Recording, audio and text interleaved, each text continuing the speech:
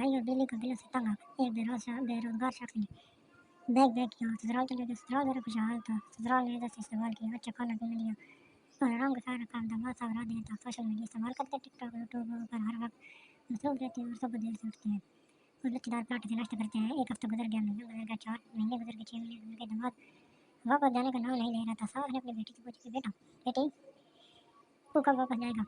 बेटी ने कामयाब खुद ही पूछने सास ने ताई इतराम से दामाद से पूछा, पप्पू बेटा आप लोग वापस कब जा रहे हैं। दामाद, आंटी क्या आप मुझसे तंग आ गई हैं। सास, नहीं बेटा नहीं, मैं तो वैसे ही पूछ रही थी कि आप कब तक और रहेंगे। दामाद, आपकी बेटी हमारे घर में 6 6 महीने तक रहती है, हमने तो कभी इतरा नहीं है। सास, बेटा परवीन की तो शायद तुम्हारे में शादी हुई है, इसने तो वहीं रहना है। दामाद, आंटी जी मेरी भी तो इसी घर में शादी हुई है, मैं कौन सा इधर बिल्डिंग में रहा हूँ। अगर आप पप्पू की तरह ओरिजिनल जुनून एक नंबर खालस बगैरत हैं और ससुराल वालों पर बोझ हैं तो आपकी बगैरती का हल जनाब अशरफ चौधरी अल मारूफ चतराल वाली सरकार के पास है। अगर आप बगैरत अनाज और ऑक्सीजन के दुश्मन पप्पू को जानते हैं तो हमारे हवाले करें, हम इसकी गैरत जगह पर इस इंटरनेट का सही इस्तेमाल सिखाएंगे ताकि वो महंगाई से डर कर ससुराल का रुख ना करें।